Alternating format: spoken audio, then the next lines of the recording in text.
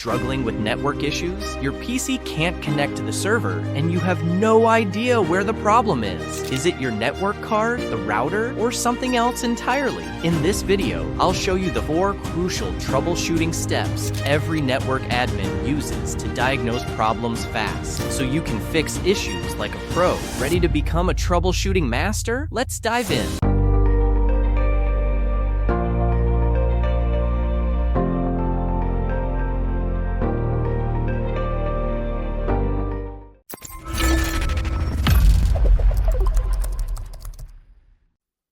In this course, we will see in detail the different processes to help a network. On this topology, the PC cannot communicate with the server that is on a remote network. We will see 4 stages of troubleshooting, which are recommended to do from the PC. First of all, we start by trying to pin the loopback address. To do this, you have to open a command prompt window and do a ping of the IP 127.0.0.1. This IP is the loopback address. It allows you to test the TCP protocol of your own machine. If the ping succeeds, it's because the TCP IP battery works. And if it fails, there is a TCP IP failure. And in the latter case, it should be able to reinstall or reset the PC network card. Then we can try to pin the local host, that is, its own IP. In the example, this is the PC IP, which is the 192.168.1.1. If the ping is successful, it's because the PC's network card works perfectly. The TCP IP battery can communicate with the network card through its driver. If the ping fails, the PC's TCP IP settings should probably be reviewed in detail. If the problem has still not been targeted, we can test a ping to the default gateway. In principle, this is the IP of the router's interface. On this topology, it is the IP 192.168.1.254. If the ping works, it means that the network card is well connected to the switch and that it can communicate correctly with its own local network. And if the ping fails, it's because there's a local problem that could be anywhere between the PC and the router. If the first 3 steps succeed, while there is still a communication problem between the PC and the server, we can test a ping of it directly. That is, from the PC, we launch a ping 192.168.2.1. In this example, we see that the ping works perfectly. That means that IP communication between the PC and the remote server is good. The remote physical network is functioning. If all these steps are correct, and there is always a communication problem with the server, it is because there is probably a problem of name resolution, in which case you should think about checking the DNS settings. The main objective of a network admin is to ensure that network equipment is operating properly.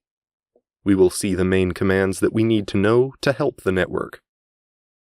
The ping command tests the accessibility of another machine through an IP network.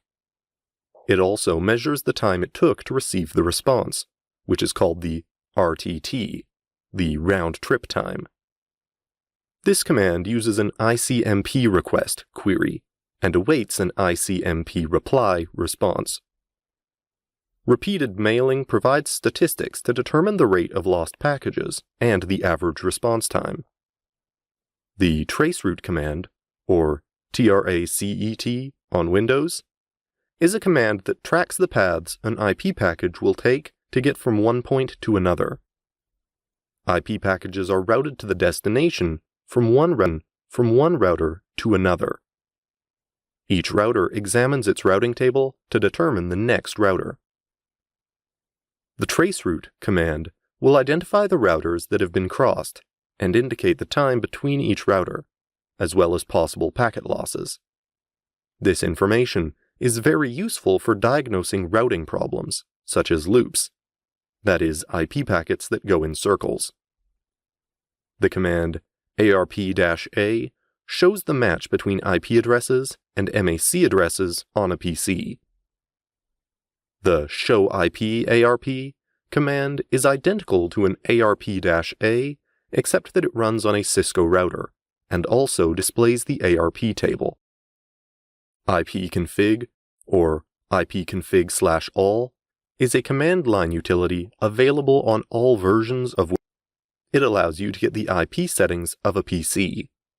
The all option at the end of the IPconfig command displays the IP address, network mask, and gateway by default for all physical and virtual network cards.